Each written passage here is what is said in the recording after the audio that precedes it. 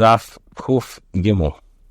Omar Mar says, in the Bryce, a person who purchases a field in the name of another, and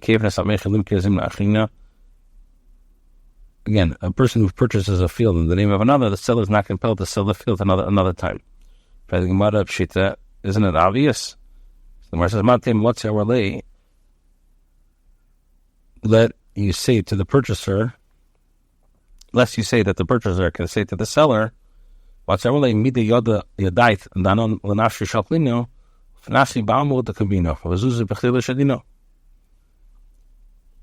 say that the purchaser can say to the seller, you knew that I purchased the field for myself, and it was merely for protection that I desired to obtain ownership by claiming to purchase it in the name of another person.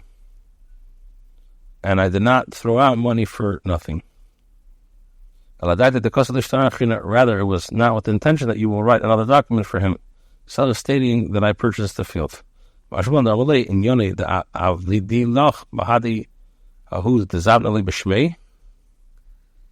performed the matter for you together with the one whose name you purchased the field, and let him write you another document. The Gemara discusses Abaye's interpretation of the latter clause of the Bryce, where it states, and if he said to him, I will purchase the field on condition that you will provide a deed in the name, the seller is compelled to sell the field again. Isn't it obvious?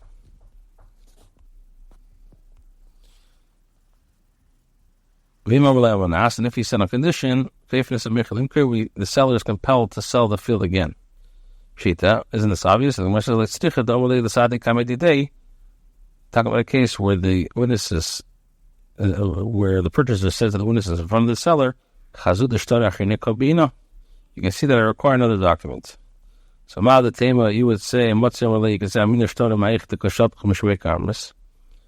could say that I thought it was a document from the one whose name you purchased the field that you were saying you required. Therefore, the Rice teaches us that the purchaser can say to him, it was for this that I took the trouble and said to the witnesses, in front of you that I require another document, as is from you that I require the document. Now, the Gemara mentions related incident. Rav Kana gave money to a salesman to exchange for flax, and temporarily left the flax in the possession of the seller. The same for Yaakov Kitana. Ultimately, the flax appreciated in value. The flax appreciated in value. The owner of the flax sold it for a greater profit on behalf of Rav Kana, intending to give him all the money. Also, Rav Kana then came before Rav. What should I do? Should I go and take my money, or would going to have the appearance of collecting interest for a loan?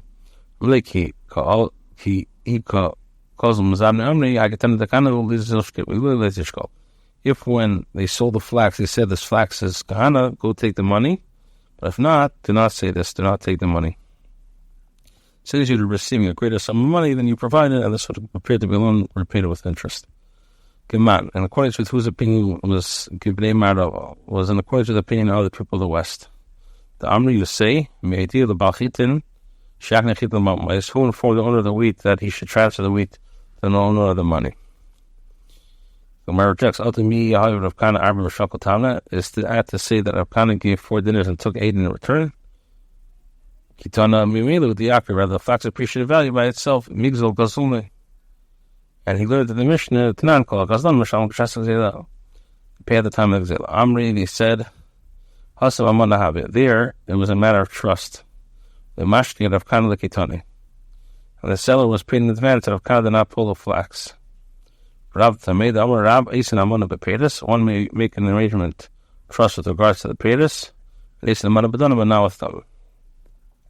So the Mishnah, Gizos Chavedi Shava Pruta, a person who robbed another of an item, the value of at least 1 pruta, v'nishbalai, and takes a false oath to the robbery victim claiming his innocence, and then later wishes to repent, he must bring the money, which includes the principal together with an additional 1/5 payment to the robbery victim, even if this necessitates the following after him to distance, even if he has to follow him to a place called Monday. Should not give it to his son, to his shliach or his son. Should And if the guy dies, if the robbery victim dies, Yachzor L'Shlish, he gives it to his Yashim. If he gave the robbery victim the principal value of the stolen item, then not they're not giving the fifth. The owner forgave him concerning the principal, but not the chemish. And it's if you forgive him concerning this and concerning that, with exception the value of less than one prut of the principal, he need not pursue him to repay the remaining debt. However, if he gave the robbery victim the additional 1/5, but not the keren, then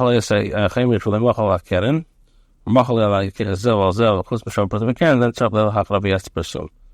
If the robber gave the robbery victim the principal and took the false oath for him concerning the additional 1/5 payment, the robber pays the additional 1/5 payment apart from the additional 1/5 payment until the principal is reduced to less than the value of the fruta. Because of such with regard to the passage, with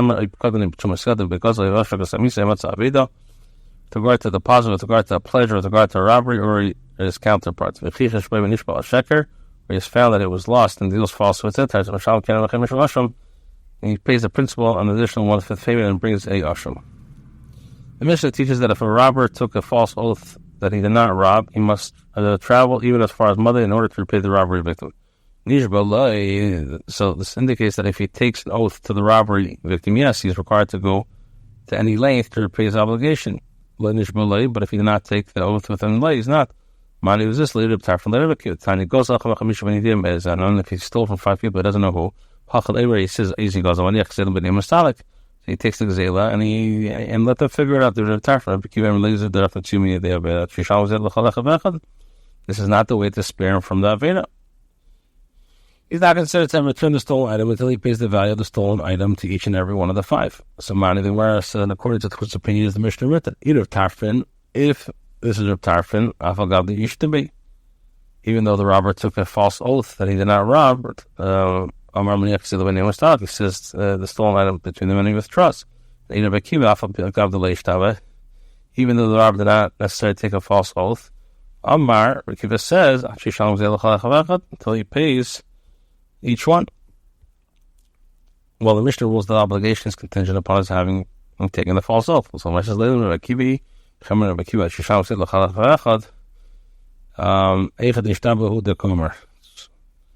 it's until he pays the value of the stolen item to each and every person of the 5. I tell them, the halach is that the guilty party must make a rigorous effort to return what he owes. As stated in the case of one who took a false oath, he would state this ruling only in that case. For the Gemara asks Reb Tarfin, and how does Reb Tarfin rule? Even though he took a false oath,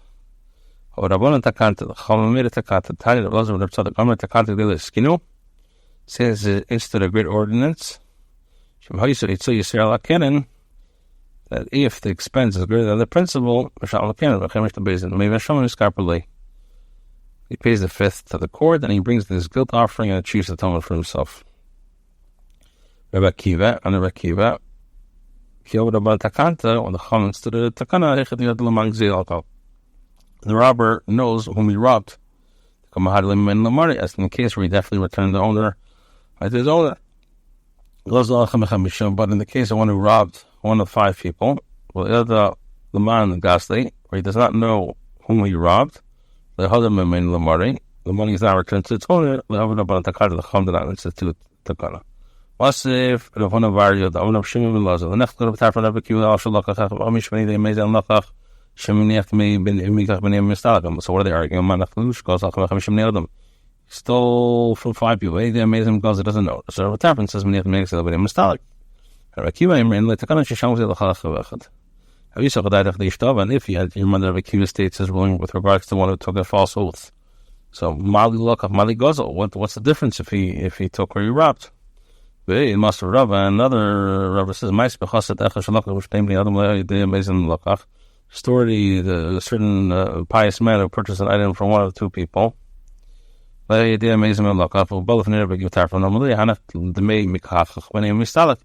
said, place the money you purchased between them and withdraw. And if, and just in mind, where the purchaser took a false oath, there's a chassid to take all false oath. And if you say that perhaps he took a false oath and later it came out a chassid, it's either be Bava Kamah, they were always chassidim. Rather, it's a tarfin. The middle of tarfin hechdish taba, and a tarfin could see that a robber must pay every potential owner in a case where he took a false oath. By time the makral asher late, then it'll be a masham masik. Rabbi Kiva Damar Falgad limshtaba, he gets a knas, he gets a knas. More questions, the explanation of the Mishnah. Rabbi Tarfin, but michti hechid the mishtaba, where he took the false oath, even without a shvua, it's enough. The title made it of Tarfin Mishnah. Money is take both. Because he has already admitted his own obligation. Tarfin concedes that a robber wishes to repent must go to any length to return the stolen item to its owner. If the Mishnah here is according with his opinion, should not have stated its ruling specifically in a case where the robber took a false oath.